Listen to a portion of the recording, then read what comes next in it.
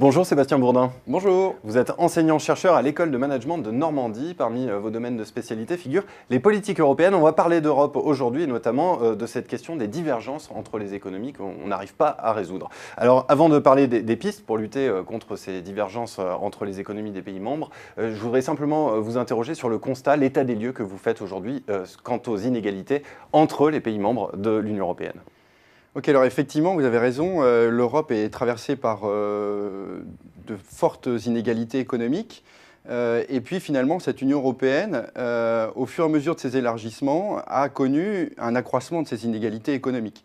Je pense notamment aux 3 derniers élargissements de l'Union européenne, 2004, 2007 et 2013, qui ont été des élargissements plutôt aux pays d'Europe centrale et orientale. Et on a eu un accroissement très significatif des inégalités économiques. Alors justement, en fait, quand on parle de ces inégalités économiques, on peut les voir à différentes échelles. Alors, quelques chiffres, par exemple, à l'échelle nationale, le pays le moins développé de l'Union européenne, c'est la Bulgarie. Et elle est 7 fois moins riche, en quelque sorte, que le pays le plus développé de l'Union européenne, qui est le Luxembourg, en termes de PIB par habitant. À une autre échelle, on a à l'échelle régionale la région Inner London, qui est la région du centre de Londres, qui a un PIB par habitant de 80 000 euros. Et la région la plus pauvre de l'Union européenne, en quelque sorte, eh bien, c'est Székelypalota, en Bulgarie. 3 900 euros de PIB par habitant. Et donc là, on a un ratio de 20, ce qui est énorme en fait. À titre de comparaison, donc le ratio, j'ai dit, au niveau des États, des différences entre États, il est de 1 à 7 entre le pays le plus pauvre et le pays le plus riche. À titre de comparaison, aux États-Unis, le ratio entre l'État américain le plus riche et l'État américain le plus pauvre, il est de 2,5.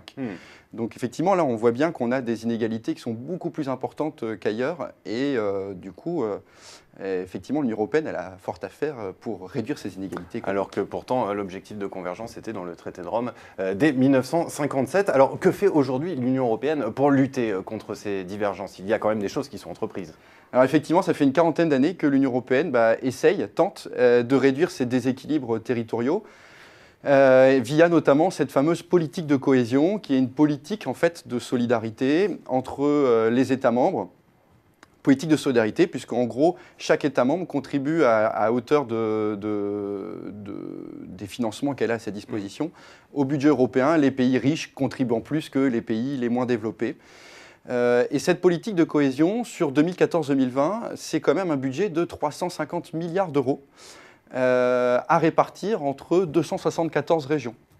Donc un gros gâteau. Et finalement, la question, c'est de savoir comment on répartit ce budget de l'Union européenne. Finalement, ce qu'on se rend compte sur les économistes et géographes qui ont publié des articles scientifiques là-dessus, on se rend compte que finalement, l'impact de l'attribution de ces fonds européens aux régions, il ne permet pas de manière assez significative de conclure à une convergence ou à une divergence. 2 exemples. En Europe centrale-orientale, on a construit des grands aéroports. Au milieu de nulle part. Et on s'est dit, en construisant un gros aéroport, eh bien, on va faire venir des touristes et on va aussi faire venir des grands investisseurs.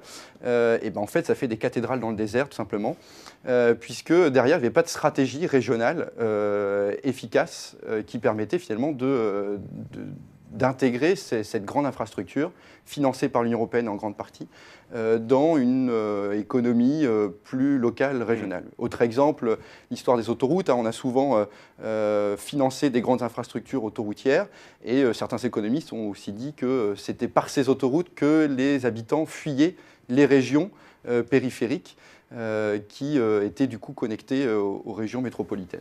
Donc on a bien compris que l'Union européenne misait sur les investissements dans les infrastructures. Est-ce que ce qu'il manque là-dedans, ce ne sont pas des politiques qui mettraient un peu plus l'accent sur l'innovation, la compétitivité, bref, ce qui fait les facteurs de développement économique? Oui, alors vous avez tout à fait raison. Quand on reprend les théories de la croissance endogène, elle nous dit que finalement, ce qui explique les écarts de développement économique entre les pays riches et les pays moins développés, c'est les différences d'investissement consentis dans l'innovation, la recherche et le développement.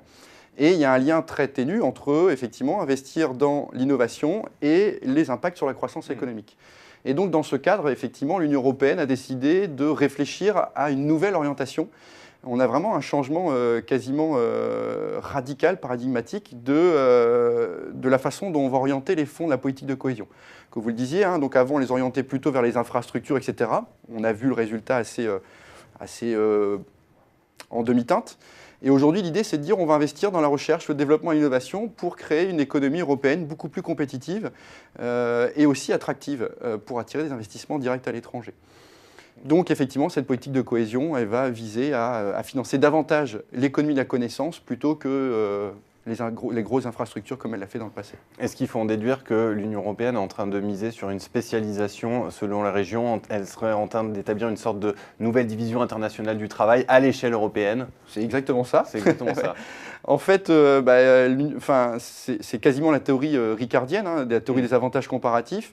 L'Union européenne a demandé aux 274 régions de produire un document stratégique dans lequel elle demande aux régions de faire un diagnostic, c'est quoi les secteurs d'activité économique sur votre territoire et dans lesquels vous voulez vous spécialiser pour être meilleur que votre concurrent et pour être compétitif à l'échelle internationale. Alors en Normandie, c'est quoi par exemple, vous qui connaissez bien la région? La Normandie, par exemple, c'est la transition énergétique et en particulier les énergies marines renouvelables.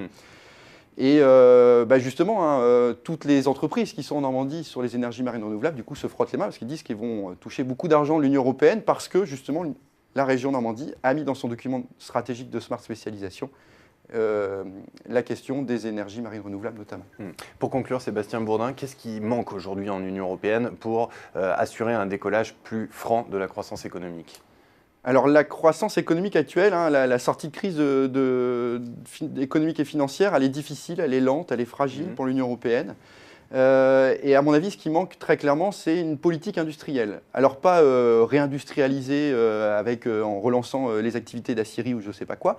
C'est vraiment l'idée de dire que baser uniquement l'économie de l'Union européenne sur les activités de services et les activités bancaires, c'est oublier que l'économie aujourd'hui mondiale, elle est aussi basée sur l'activité industrielle. Et donc l'objectif pour l'Union européenne, si elle veut asseoir son économie à l'échelle mondiale, elle doit avant tout aussi investir dans des PME industrielles.